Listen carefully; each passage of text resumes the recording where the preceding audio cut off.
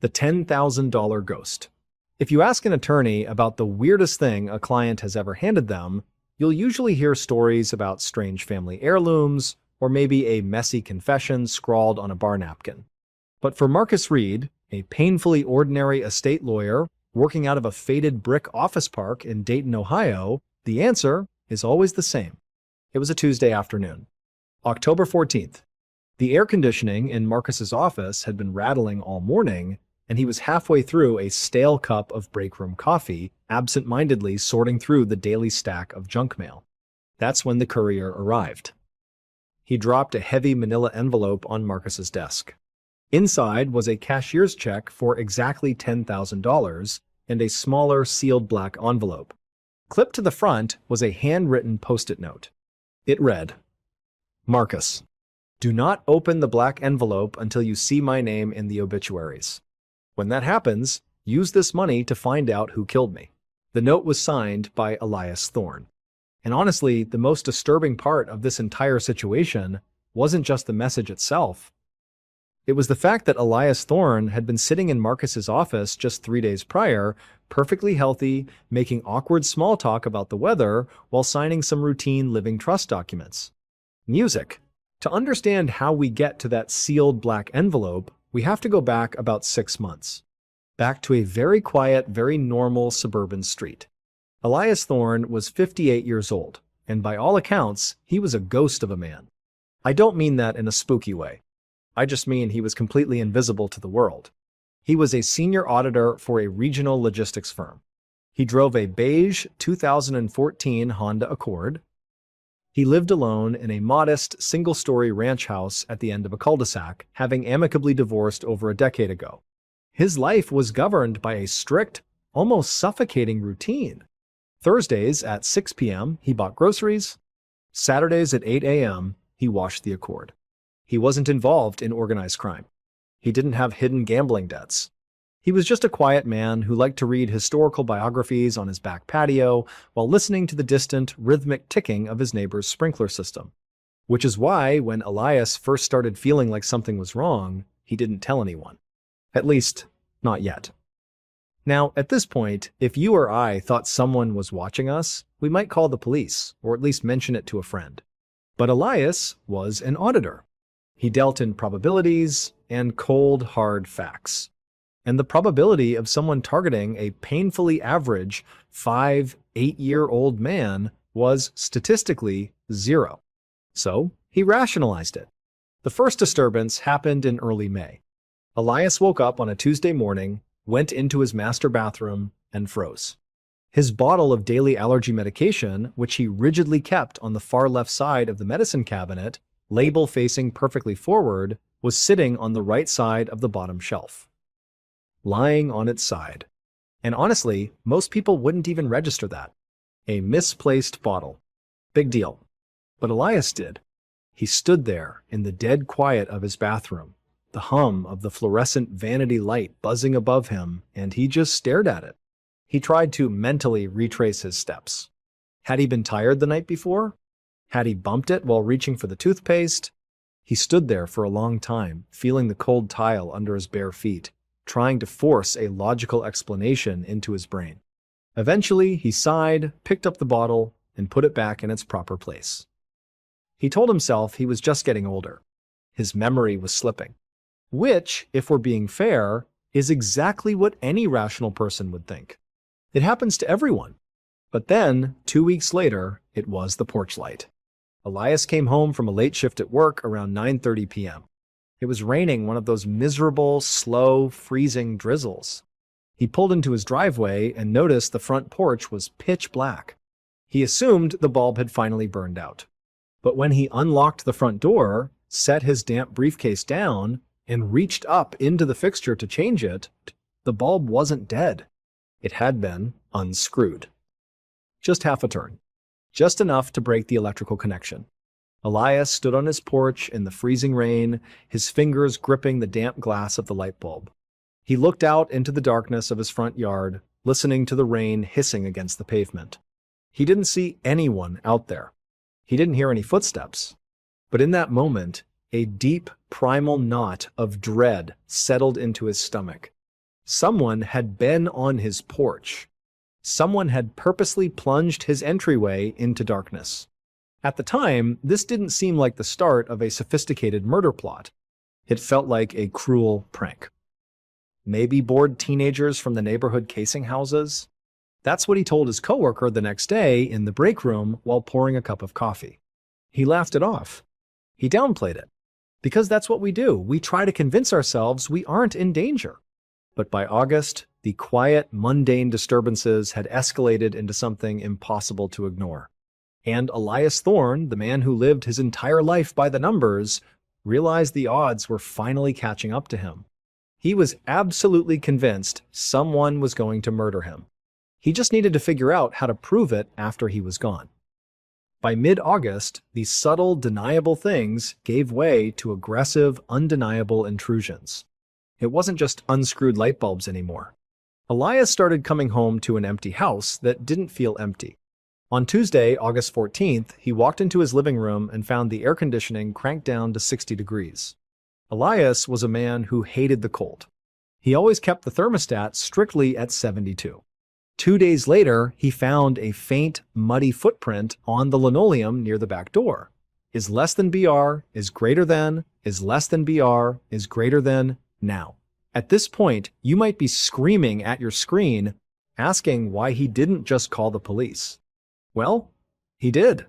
But real life isn't an action movie. When the patrol officers showed up, they stood in his kitchen, smelling of stale coffee and damp uniforms, and looked at the smudged dirt on the floor. They pointed out that Elias lived alone, he had a habit of leaving his gardening shoes by the door, and there was absolutely zero sign of forced entry. They took a report, but Elias could see the look they exchanged. That polite, weary look cops give when they think they're dealing with a lonely guy losing his grip on reality is less than BR, is greater than, is less than BR, is greater than. And honestly, that was the most terrifying part for Elias. No one believed him. Is less than BR is greater than is less than BR is greater than. So, on a rainy Thursday afternoon, Elias walked into the law office of Arthur Vance, a local estate attorney he had known for a decade. The office was quiet, the only sound, the steady ticking of a wall clock, and the hum of traffic outside. Elias looked exhausted. His clothes were rumpled, and he hadn't shaved. Without a word, he reached into his briefcase and placed a manila envelope on the polished mahogany desk, right next to Arthur's half-eaten turkey sandwich. Is less than BR is greater than is less than BR is greater than. Inside was a cashier's check for $10,000. Is less than BR is greater than is less than BR is greater than. Keep this in escrow, Elias told him, his voice trembling but deadly serious. When they find me dead, I don't want you to trust the police. I want you to use this money to hire a private investigator. You find out who did it. A is less than BR is greater than is less than. BR is greater than Arthur just stared at him. He tried to reason with Elias. He asked him if he was sleeping, if he had seen a doctor recently. Because, from the outside, the explanation for all of this seemed tragically simple. The false explanation that everyone from the police to his neighbors to his own lawyer silently agreed upon. Elias Thorne, a 4-year-old divorced man living alone, was suffering from a severe, early-onset paranoid breakdown. His family had a history of dementia. The misplaced mouthwash, the thermostat, the paranoia, it all fit the clinical profile of a mind turning against itself. Arthur took the check, but purely to humor him, hoping it would give Elias some peace of mind. At least, not yet knowing how wrong he was, is less than BR, is greater than, is less than, BR is greater than. For 3 weeks, nothing happened. Arthur assumed the crisis had passed. Is less than BR is greater than, is less than BR is greater than. Then came September 9th. Is less than BR is greater than, is less than BR is greater than. It was an unusually hot Monday. Elias's next-door neighbor noticed that Elias's mail had been spilling out of the roadside mailbox since Thursday. His car was still in the driveway. The neighbor walked over, knocked on the door, and noticed a strange metallic smell lingering near the garage. Is less than BR is greater than is less than BR is greater than. The police arrived at 2:15 p.m. They found Elias Thorne dead in the front seat of his sedan, parked inside his closed garage. The keys were in the ignition. The gas tank was empty. The initial ruling was exactly what everyone expected: suicide by carbon monoxide poisoning. A tragic, logical end to a man's rapid mental decline. It was a neat, tidy explanation that closed the case before it even opened. Is less than BR, is greater than is less than BR, is greater than. The truth had seemingly collapsed into a sad, mundane statistic. Is less than BR, is greater than BR. Is less than BR, is greater than BR. Arthur felt a terrible wave of guilt. He sat in his office, looking at the check still sitting in his safe, wondering if he could have done more to get Elias psychiatric help. He prepared to transfer the funds back to Elias's modest estate. Is less than BR, is greater than, is less than BR, is greater than. But 3 days later, the mail arrived. Is less than BR, is greater than, is less than BR, is greater than. Arthur's secretary dropped a small, padded yellow envelope on his desk. It was postmarked Wednesday, September 4th, the day before Elias supposedly drove his car into a closed garage and took his own life. Arthur opened it with a silver letter opener. Inside was a single cheap plastic flash drive and a handwritten note on a torn piece of legal paper. Is less than BR, is greater than, is less than BR, is greater than. The note said, Arthur, I don't know how to drive a manual transmission. Check the car. Is less than BR, is greater than, is less than BR, is greater than. Arthur froze. The hairs on the back of his neck stood up. He immediately picked up the phone and called the detective who had signed off on the scene. He asked one question. What kind of car was Elias found in? Is less than BR, is greater than, is less than BR, is greater than? There was a long pause on the other end of the line. The detective shuffled through his notes. A 2008 Honda Civic, the detective replied.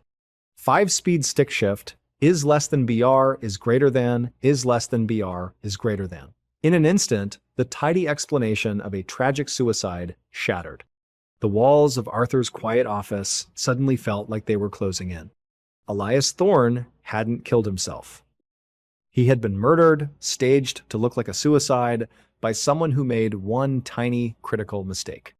They used Elias's project car, a car he had bought to restore but physically didn't know how to drive. Is less than BR, is greater than, is less than BR, is greater than, and now Arthur had $10,000 to hunt a ghost.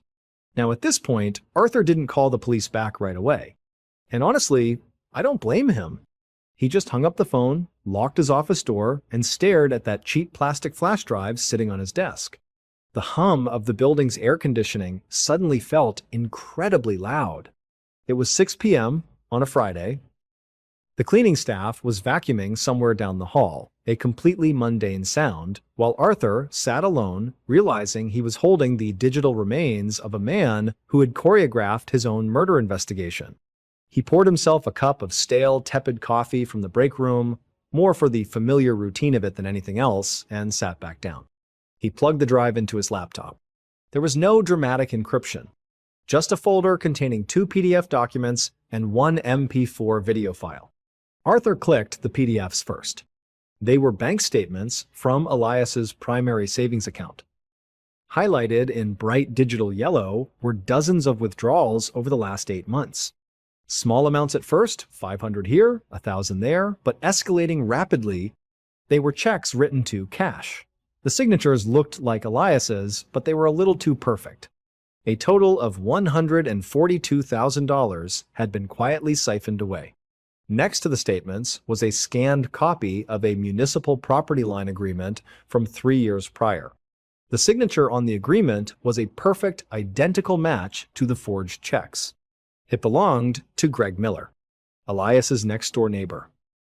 The same concerned neighbor who had found Elias's body and called the police. Arthur's stomach dropped. He clicked on the video file. It was time-stamped Thursday, September 5th at 4:15 p.m., less than 24 hours before Greg supposedly found Elias dead. It was footage from a hidden camera, likely shoved inside a hollowed-out radio or a bookshelf in Elias's kitchen. And you have to understand, watching this footage, it wasn't a movie. There was no tense soundtrack, just the low mechanical drone of Elias's refrigerator and the grainy, washed-out lighting of a late afternoon. Elias was sitting at his kitchen table. He looked exhausted, pale. He was staring at the wall, just waiting. Then there's a knock on the back door. Greg walks in. He's wearing a gray fleece vest and holding a Tupperware container. "Brought you some of that stew, Eli," Greg says. His voice is perfectly friendly. Warm, even. He's the picture of a helpful suburban neighbor checking on the crazy old man next door. They talk for a few minutes about the weather, about the yard. It is sickeningly normal. Then Greg offers to make them both some instant coffee. Elias nods. When Elias turns his head to cough, Greg casually reaches into his fleece vest, pulls out a small prescription bottle, and dumps a heavy dose of crushed powder into Elias's mug. He stirs it with a spoon, taps the spoon on the rim times clink, clink times, and sets it down in front of Elias. Arthur found himself holding his breath, leaning closer to the monitor. Elias looks down at the mug. He sits there, in silence, for a long time. And this is the part that would haunt Arthur for the rest of his life. Because looking at the footage, you can see it in Elias's eyes. He knows. He knows exactly what is in that cup. He knows Greg has been stealing from him. He knows Greg has been gaslighting him, moving his keys, making him look insane to the rest of the world so no one would believe him when the money went missing. Elias looks up from the mug, and for just a fraction of a second, he makes dead eye contact with the hidden camera lens across the room. Then, he picks up the coffee, and he drinks it. Within 20 minutes, Elias slumps forward onto the table, completely unconscious. The heavy, dead weight of his body makes the wood creak. Greg doesn't panic. He doesn't cackle or act like a mastermind. He just finishes his own coffee, takes his mug to the sink, washes it, dries it with a towel, and puts it in the cabinet. Then he puts on a pair of leather gardening gloves, hooks his arms under Elias's armpits, and drags him out the door toward the garage. His rubber soles squeak slightly on the linoleum. And that was it. The video ended. Arthur sat in the dark. The truth of the reconstruction collapsed over him like a ton of bricks. Greg dragged Elias out to the garage to stage a suicide. He saw the Honda Civic, put Elias in the driver's seat, turn the key, and close the garage door. Carbon monoxide would take care of the rest. It was a tidy, tragic end that the police bought without a second thought. But Greg made a mistake. He didn't know Elias's left knee had been completely shattered in a workplace accident decades ago. Elias physically could not press a clutch pedal. He hadn't been able to drive a manual transmission in 30 years. Greg just saw a car and used it, unknowingly sealing his own fate with a 2,000-pound mechanical alibi. Arthur called the police. The detective drove over that night to collect the flash drive. The emotional aftermath of the case was remarkably quiet. There was no grand shootout. When the police went to arrest Greg Miller on Saturday morning, he was standing in his driveway in his slippers, taking out the recycling. He looked confused, then resigned. Just a greedy, mundane man who realized he'd been outsmarted by the ghost he had created. For weeks, Arthur felt a profound, lingering sadness. Elias wasn't paranoid. He was a man drowning in plain sight, forced to fund his own post-mortem investigation because the world had already written him off as crazy. But the final aftershock, the detail that kept Arthur awake at night, came 2 months later while he was finalizing the paperwork for Elias's estate. Arthur was looking at the original $10,000 cashier's check Elias had given him. He noted the issue date, August 1st. Just to be thorough, Arthur cross-referenced it with the DMV title records for the 2008 Honda Civic sitting in Elias's garage. Elias had purchased the car on August 2nd for exactly $1,200. Arthur felt the blood drain from his face. He sat back in his chair as the true timeline clicked into place. Elias hadn't just bought a project car by accident. He had purposefully bought a manual transmission car a full month in advance. He parked it in his garage and deliberately let the gas tank run near empty so it wouldn't run long enough to destroy the physical evidence inside the cabin. The $10,000 wasn't just to hire Arthur. It was a psychological anchor. Elias knew that if he paid a lawyer 10 grand, the lawyer would feel obligated enough to actually look at the case file when he died. Elias Thorne hadn't just predicted his own murder. He had meticulously engineered the crime scene, bought his own coffin, left the keys in the ignition, and sat at his kitchen table, patiently waiting for his neighbor to put him inside. The unsweating man. The cold open is less than BR, is greater than, is less than BR, is greater than. On the sweltering afternoon of July 18th, paramedics in Southern California responded to a chaotic 911 call near mile 18 of an elite marathon qualifier. When they arrived, they found a 8-year-old man collapsed on the melting asphalt. The man was an Olympic hopeful, someone in peak physical condition, but as the medics rushed over and touched his skin, they physically recoiled. He was radiating heat like a cast iron stove. A medic quickly took his core temperature. It was 107.8 degrees Fahrenheit. His organs were actively shutting down. But there was one detail that completely baffled the first responders. It was 98 degrees outside. The man had just run 18 miles at a blistering pace, yet his skin was bone dry. There was not a single drop of sweat on him. He wasn't just having a severe heat stroke, he was somehow hermetically sealed, cooking from the inside out. And the terrifying truth is, the thing that was killing him wasn't the brutal weather. It was his own meticulous preparation. It was a fatal mistake he had made in his own bathroom just 3 hours earlier.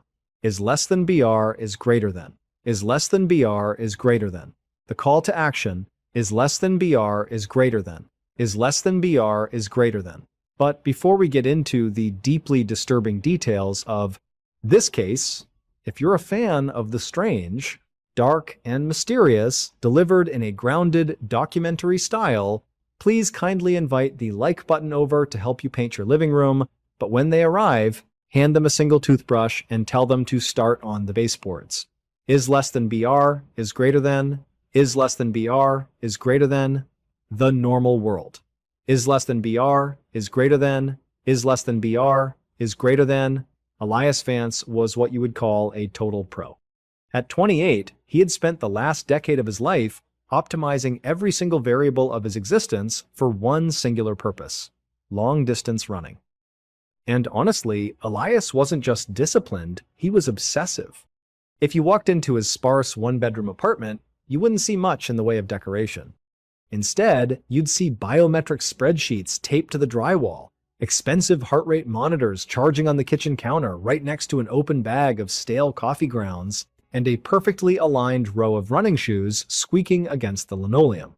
He was the kind of guy who would literally weigh his socks to make sure they weren't carrying extra moisture.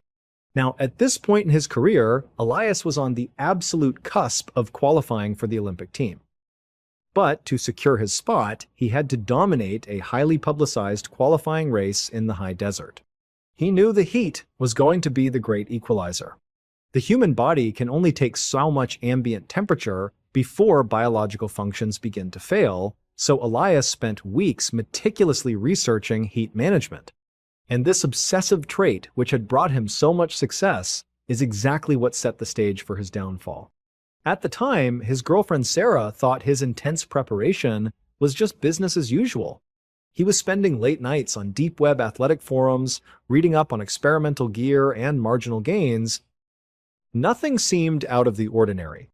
It was just Elias being Elias. Is less than BR, is greater than is less than BR, is greater than. The first disturbance, is less than BR, is greater than is less than BR, is greater than. About a week before the race, the mailman dropped off a nondescript, heavy cardboard box on Elias's porch. It was from a boutique sports science laboratory that Elias had privately reached out to. Inside was a large, unmarked jar containing a prototype thermal barrier gel. The marketing packet claimed it was a revolutionary liquid skin, a microscopic polymer that you slather all over your body to completely block UV radiation, insulate against external ambient heat, and eliminate 100% of friction and chafing. Elias opened the jar. It had a strange, sterile smell, almost like industrial caulk, mixed with cheap sunscreen. He scooped a small amount onto his fingertips and rubbed it onto his forearm. Almost immediately, the gel hardened into an invisible, slightly glossy shell. He stood there, in his bathroom, just staring at it. It felt weirdly tight. When he ran his arm under the tap, the water didn't just beat up, it physically repelled off his skin, leaving it perfectly dry. Elias hesitated for a second. The tightness felt unnatural, almost suffocating on his arm. He flexed his wrist, feeling the artificial resistance.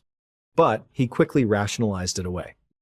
He figured the tightness just meant the seal was working. He was a professional. He was entirely used to physical discomfort. He wiped down the counter, left the jar right next to his toothbrush, and went to bed. At the time, this didn't seem strange, which actually mattered later because he had no way of knowing that this simple jar of experimental ointment was effectively a biological straitjacket. The morning of the race arrived. The air in the starting parking lot was already thick, stagnant, and oppressive. You could hear the distant, hollow clunking of porta-potty doors and the nervous, hushed chatter of runners adjusting their bib numbers. In the back of his rented SUV, away from the crowds, Elias stripped down. He opened the jar of the prototype gel, and because he was a man who believed in absolute, total optimization, he didn't just apply a thin layer to his legs. He spent 20 minutes methodically slathering the thick, unyielding polymer over every single inch of his body, his legs, his chest, his back, his neck. He completely sealed himself in. Suspense, escalation, is less than BR, is greater than, is less than BR, is greater than. The starting gun went off. And honestly, for the first 10 miles, Elias felt invincible. The pacing was perfect, his breathing was steady, and the ambient temperature was already climbing past 100 degrees. Around him, the other runners were visibly suffering. You could hear the heavy, rhythmic slapping of wet running shoes on the baking asphalt, see the dark, soaked patches on their shirts, and smell that sharp scent of hot tarmac and mass exertion. But Elias? Elias was completely dry. At first, he thought the gel was a miracle. The wind whipped past him, and the tight, invisible shell over his skin seemed to be doing exactly what the marketing packet promised, blocking the brutal external heat of the desert sun. He was cruising, is less than BR, is greater than, is less than BR, is greater than, but right around mile 14, something shifted. It wasn't a sudden, dramatic wall of pain. It was just a slow, creeping heaviness. A strange, deep-seated warmth blooming in the center of his chest. He shook his arms out, trying to loosen up, but that tight, suffocating feeling he had noticed in the bathroom the night before was back. Only now, it was everywhere. His heart rate monitor beeped, a sharp, digital warning cutting through the quiet desert air. His pulse was spiking to 185 beats per minute, way too high for this stage of the race. He slowed his pace slightly, taking deep, gasping breaths, but the air felt thin, and the heat radiating from his own torso was becoming unbearable. Is less than BR, is greater than, is less than BR, is greater than, false explanation, is less than BR, is greater than, is less than BR, is greater than. At this point, you have to understand the mindset of an elite athlete. They are trained to rationalize physical agony. Elias didn't immediately panic or think about the experimental gel. He just figured he was hitting the proverbial wall early. It was 105 degrees outside after all. He assumed it was classic textbook dehydration. His brain told him that he had miscalculated his fluid intake and that the arid desert air was just wicking the sweat off his body faster than he could feel it. Is less than BR, is greater than is less than, BR is greater than. About a mile later, he saw the white canopy of an official medical and hydration tent shimmering in the heat haze. The setup was totally mundane, just folding tables, sticky puddles of spilled electrolyte drinks on the dirt, a few exhausted volunteers holding out paper cups, and a giant cooler of ice water. Elias stumbled toward it. His vision was starting to blur at the edges, a telltale sign of heat exhaustion. A medical volunteer asked if he wanted to sit down, noting how violently flushed his face was. Elias waved her off. He just needed to cool down his core temperature. He grabbed a massive, soaking wet sponge from one of the ice buckets, tilted his head back, and squeezed the freezing water directly over his head, neck, and chest. He waited for that immediate, shocking relief of cold water hitting overheated skin. Is less than BR, is greater than, is less than BR, is greater than, collapse of truth, is less than BR, is greater than, is less than BR, is greater than, but the relief never came. Is less than BR, is greater than, is less than BR, is greater than. And here is where the truth actually started to break through. When Elias squeezed the sponge, the water didn't soak into his skin. It didn't spread, and it didn't evaporate. It literally hit the invisible polymer shell, beat it up like rain on a freshly waxed car, and rolled right off into the dirt. Elias stood there, his chest heaving, staring blankly at the wet spots on the dry desert ground. He dropped the sponge and reached a trembling hand up to wipe the sweat from his forehead. Is less than BR, is greater than, is less than BR, is greater than, but there was no sweat. Is less than BR, is greater than, is less than BR, is greater than. He dragged his fingers hard across his cheek, then his neck, then his chest. His skin was bone dry. In fact, it was glossy, tightly sealed, and incredibly hot to the touch, like touching the metal door of a baking oven. The horrifying realization hit him all at once, shattering the dehydration theory. Is less than BR, is greater than, is less than BR, is greater than. He wasn't dehydrated. His hydration pack was still half full. Is less than BR, is greater than, is less than BR, is greater than. The human body survives extreme heat through a very specific biological function, evaporation. We sweat, the moisture hits the air, and it cools our blood, which in turn cools our internal organs. It's the only way we don't literally boil alive. Elias hadn't stopped sweating because he was out of fluids. He had stopped sweating because the liquid skin he had meticulously painted over every inch of his body was absolutely impermeable. He had physically glued his own pores shut. For the last 2 hours, running under a blistering sun, his body had been desperately trying to vent heat, but it couldn't. He had effectively wrapped himself in microscopic cling wrap. He wasn't just overheating from the desert sun, he was trapped inside a sealed biological pressure cooker, and he was cooking himself from the inside out. The reveal, the twist, and honestly, trying to imagine the sheer claustrophobic terror Elias must have felt in that specific moment is almost impossible. He stood there at the edge of the hydration station, staring down at his arms. He started dragging his fingernails across his forearms, digging in hard, trying to scratch off the invisible layer of polymer. But his nails just slid uselessly over the smooth synthetic barrier. He was panting heavily now, taking short, shallow gasps. He stumbled backward, his legs suddenly entirely devoid of strength, and collapsed hard into the dry dirt, kicking up a small cloud of dust. At first, the medical volunteers, mostly off-duty nurses and local college kids, didn't panic. They had seen heat exhaustion 100 times. A couple of them jogged over, grabbed him by the armpits, and dragged him into the shade of the main medical tent. It was a chaotic, thoroughly mundane scene inside, the smell of dusty canvas, spilled iodine, and stale coffee. A radio crackled in the background with boring race updates. The lead medic, an older guy who was casually chewing on a pen cap, ordered the standard protocol. Get him on the cot. Pack his neck, armpits, and groin with ice. Let's get an IV going. Now at this point, they fully expected him to stabilize. But when a young nurse went to insert the IV needle into the crook of Elias's arm, the needle literally slipped sideways. She frowned, apologizing, thinking she had just misjudged the angle. She wiped the area with an alcohol swab, but the alcohol just beat it up and rolled off onto the squeaky vinyl cot. She tried again, and she had to use a disturbing amount of physical force just to puncture the microscopic hardened shell covering his skin. While she struggled with the IV, the lead medic checked Elias's core temperature using a tympanic ear thermometer. The thermometer beeped. It read 106.8 degrees Fahrenheit. The medic stared at the screen, second-guessing the equipment. He swapped the thermometer for a backup and checked again. 107.4 degrees.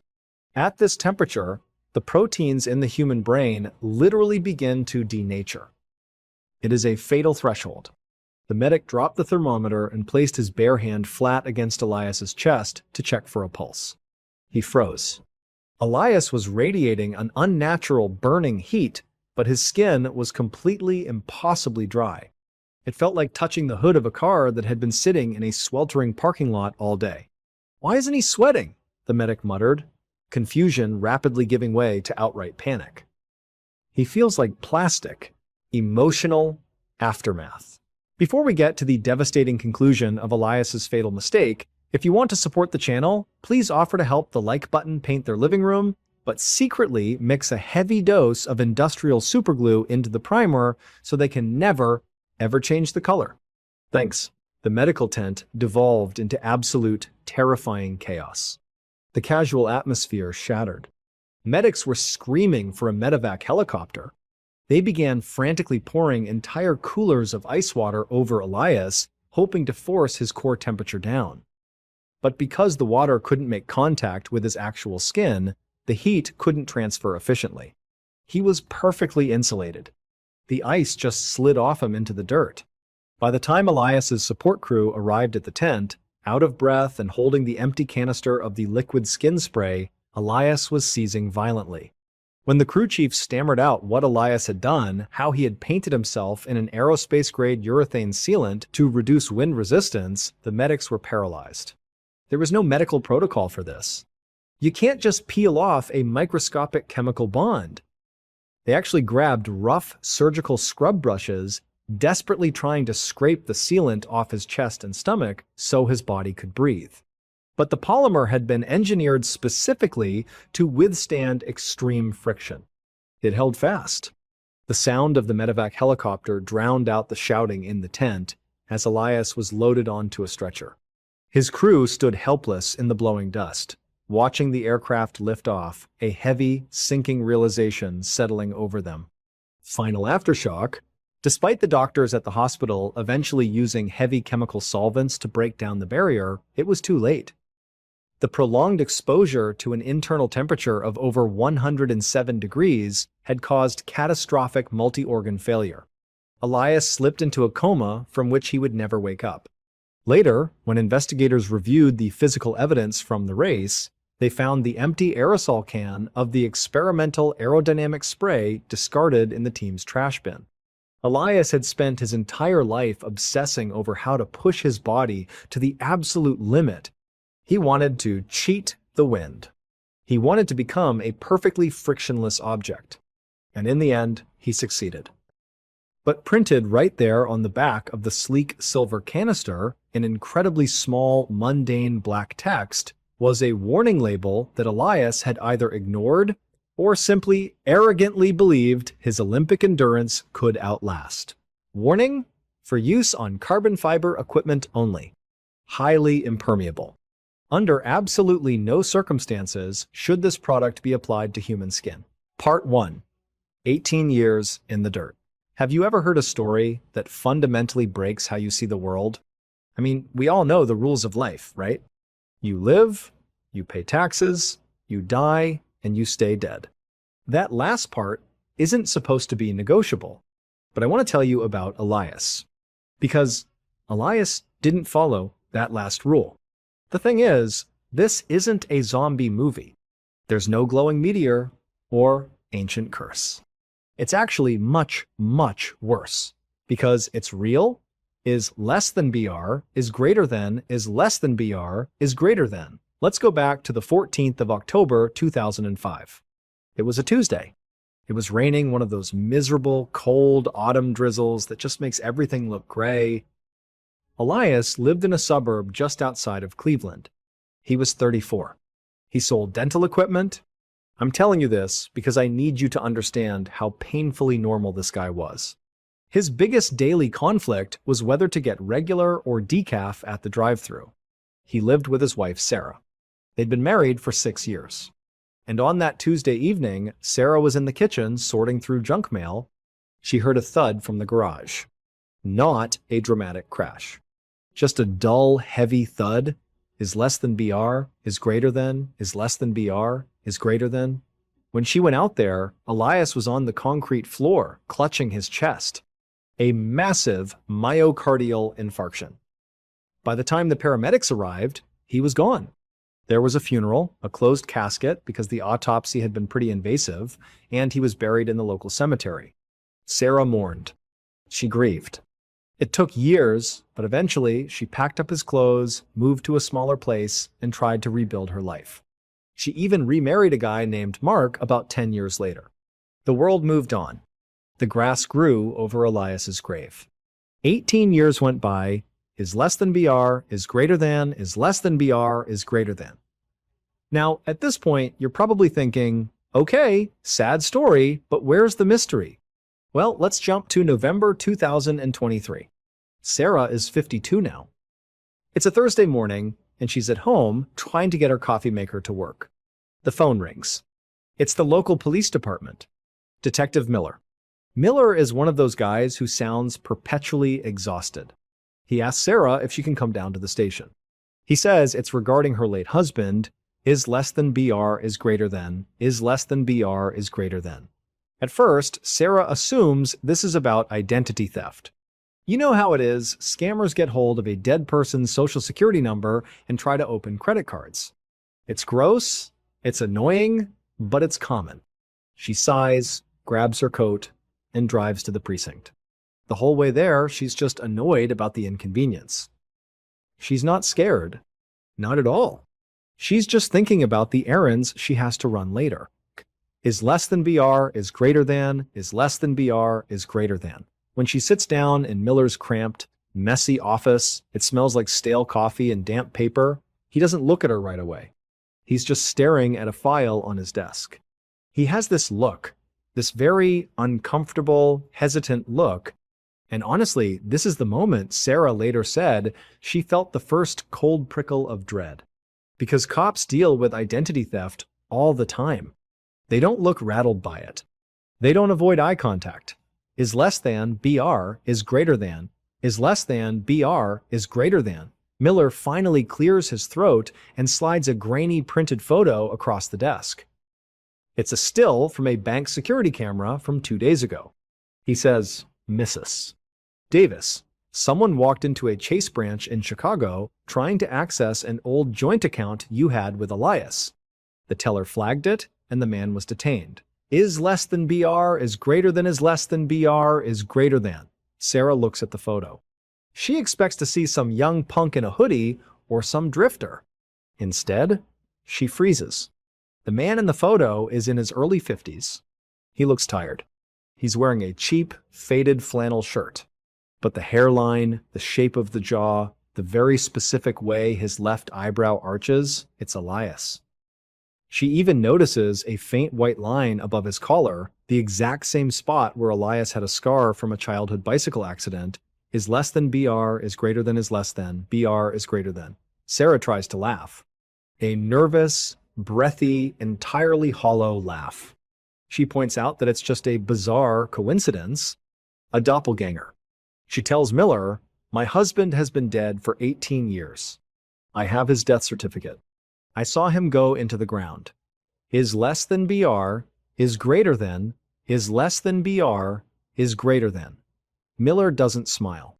He doesn't reassure her. He just leans back in his squeaky chair, looks her dead in the eye, and says, I know. But Chicago PD ran his prints. And Mrs. Davis.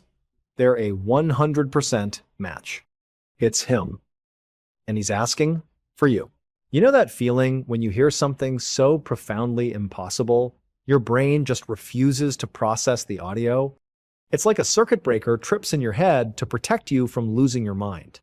Sarah sat in Detective Miller's cramped office, listening to the hum of the old fluorescent lights, and she just shook her head. She actually smiled. A tight, completely irrational little smile. That's not funny, Detective, she said. But Miller wasn't laughing. He just pushed a piece of paper across the desk, the fingerprint analysis from Chicago PD.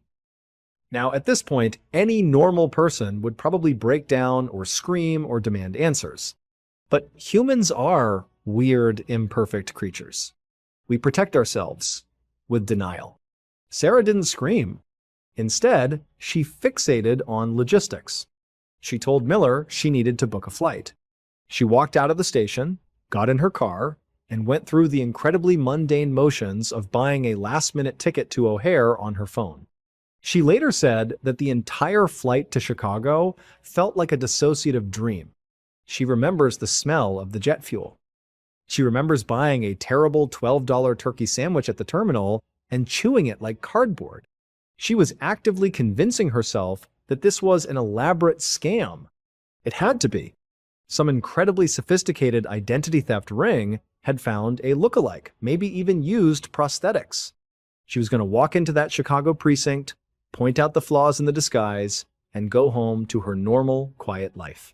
When she arrived at the precinct, one of those brutalist concrete buildings that feels more like a bunker than a police station, she was introduced to Detective Vance. Vance was a Chicago local, a pragmatist.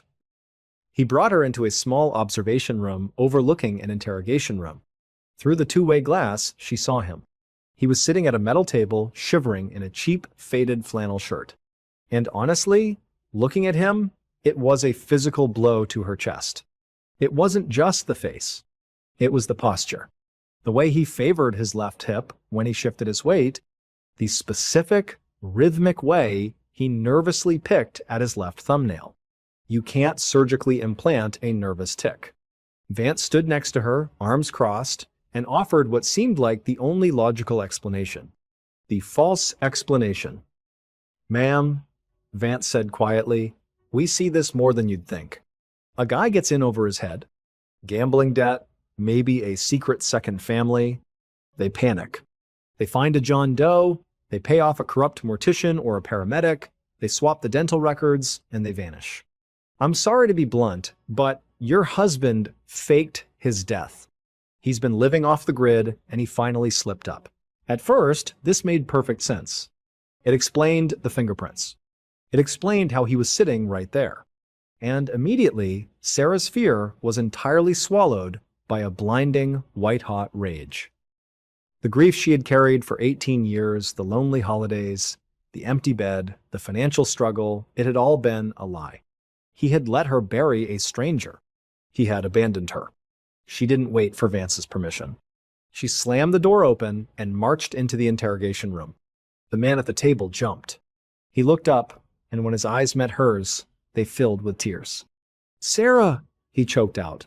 His voice was raspy, ruined, but the cadence was Elias. She didn't hug him. She stood on the opposite side of the table and demanded the truth. She wanted to catch him in the lie. She threw out a trick question to test the imposter theory one last time. "How is our dog Buster?" she snapped, glaring at him. They never had a dog. If this was a scammer with a dossier, he'd stumble. The man looked deeply confused. He blinked, wiping his nose with the back of his trembling hand. "Sarah, what are you talking about? We never had a dog. We had Barnaby, the one-eyed cat who used to sleep on my work boots." The imposter theory shattered into dust. It was him. It was really Elias. Which meant Vance's theory was right. He had run away. "Why?" Sarah screamed, her voice cracking, echoing off the cinder block walls. 18 years, Elias. You let me watch you die. You let me hold your hand while the paramedics called time of death. How much did you pay them? Where have you been living?" And this is the moment the truth completely collapsed. Elias didn't look guilty. He didn't look like a man caught in a lie. He looked absolutely terrified. He started hyperventilating. A wet, rattling wheeze built in his chest. 18 years, he whispered, his eyes darting frantically around the room. "Sarah, it's Tuesday." The accident was yesterday. Sarah froze. "Elias, you've been gone since 2006. No, no, no," he sobbed, rocking back and forth. He reached across the table to grab her hand. His skin was freezing, that same bone-deep, unnatural cold she remembered from the day he supposedly died. As he reached out, the oversized cuff of his flannel shirt slid down his forearm. Sarah's breath caught in her throat. She stared at his wrists. They weren't the wrists of a man who had spent 18 years lounging on a beach or living a secret life in the suburbs. The skin was ruined. Thick, gnarly, overlapping bands of heavy, dark scar tissue circled his arms. Some of the scars were faded and old, others were angry and relatively fresh. They were friction burns, shackle marks. He hadn't been running. He hadn't been living a secret life. Sarah, Elias wept, his freezing fingers gripping hers with desperate strength. I didn't leave. I didn't fake anything.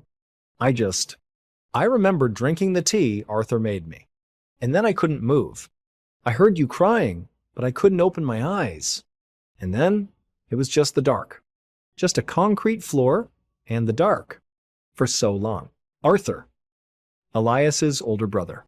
The man who had stayed with Sarah for 3 weeks after the funeral to help her grieve.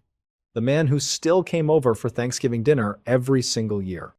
The name Arthur just kind of hung there in the stagnant air of the interrogation room. Nen. Honestly, you think in a moment like that, you'd scream. You think you'd flip the metal table or fall to your knees? But Sarah didn't. She just sat there, staring at a chipped piece of gray paint on the cinder block wall. Her mind immediately did what human minds do when faced with something impossible. It started replaying mundane memories to try and make it make sense. She thought about Thanksgiving. 2 months ago, Arthur had stood in her kitchen wearing a stupid floral apron, chopping celery for the stuffing. He had hugged her. He had wiped a tear from her cheek when they raised a glass to Elias's memory. And he had been doing that for 18 years. And Detective Vance, who had been leaning against the doorframe, slowly set his stale coffee down on a filing cabinet. The atmosphere in the room shifted from suspicion to a heavy, suffocating dread. The imposter theory was dead. What they were looking at was a kidnapping, a hostage situation, and a psychological horror story that defied logic. N. Now at this point, Vance had to figure out the how. You don't just walk out of a hospital with a corpse that eventually wakes up. The truth, as Vance discovered over the next 48 hours of messy, frustrating police work, came down to a combination of botanical knowledge and procedural blind spots. Vance later brought in a forensic toxicologist who explained the mechanism. What Arthur had slipped into Elias's tea that night wasn't a poison. It was a highly refined, synthesized derivative of tetrodotoxin. Pufferfish venom, basically. Mixed with a heavy botanical sedative. N. When ingested, it drops your heart rate to something like 2 beats a minute. Your core body temperature plummets. Your breathing becomes so shallow it won't fog a mirror. You appear, for all intents and purposes, dead. The rushed paramedics missed it. The exhausted ER doctor missed it. But the horror of it, the absolute nightmare that makes your skin crawl, is the paralysis. The toxin immobilizes the voluntary muscles, but it doesn't shut down the brain. Elias told them, and he remembered this. He remembered every single excruciating second. He remembered the paramedics shining a penlight into his unresponsive pupils. He remembered the heavy, suffocating thud of the body bag zipper closing over his face. He remembered the freezing cold metal of the morgue table. He was screaming in his mind, thrashing, begging them to notice him, but his body was just a heavy, dead meat suit. So, how did Arthur get him? The police records were a mess, but Vance pulled the 2006 funeral home transit logs. Elias's body was supposed to be transferred from the county morgue to a private crematorium. Arthur, playing the role of the devoted, grieving brother, had generously offered to follow the transit van in his own SUV to ensure Elias was treated with respect. Somewhere along Highway 9, the driver stopped at a gas station diner to use the restroom. Arthur tipped the guy $50 to leave the van unlocked so he could say a private prayer. Instead, Arthur hauled his completely paralyzed brother out the back, swapping the body bag's weight with bags of concrete mix before the sealed box went into the incinerator. N. They raided Arthur's property later that night. It wasn't some elaborate supervillain lair. It was a dilapidated hunting cabin up near the county line that Arthur had inherited in 2005. The police didn't go in with guns blazing. They had to wait hours for a warrant in the freezing drizzle, drinking terrible coffee in their cruisers. And when they finally breached the basement, they found a false wall hidden behind a rack of old snow tires. Behind it was a reinforced concrete root cellar. It smelled intensely of ammonia, damp earth, and human misery. There was a single bucket, a pile of filthy, rotting moving blankets, and a heavy iron ring bolted to the floor. Elias hadn't run away. He hadn't lived a secret life. For 18 years, he sat in the dark. He survived on canned soup and whatever scraps Arthur felt like bringing him on weekends. Arthur rarely spoke to him. Elias lost his mind, found it again, and eventually just lost his sense of time entirely. To him, the days blurred into one long, continuous night. He only escaped because the iron shackle around his wrist had finally rusted through from the dampness of the cellar. He had snapped it, crawled out a ventilation shaft, and walked for 14 hours in the freezing rain. End of flow. They arrested Arthur the next morning. He was in the parking lot of a Home Depot, loading bags of fertilizer into his trunk. When Vance sat him down in the interrogation room, Arthur didn't cry. He didn't deny it. He just looked mildly inconvenienced.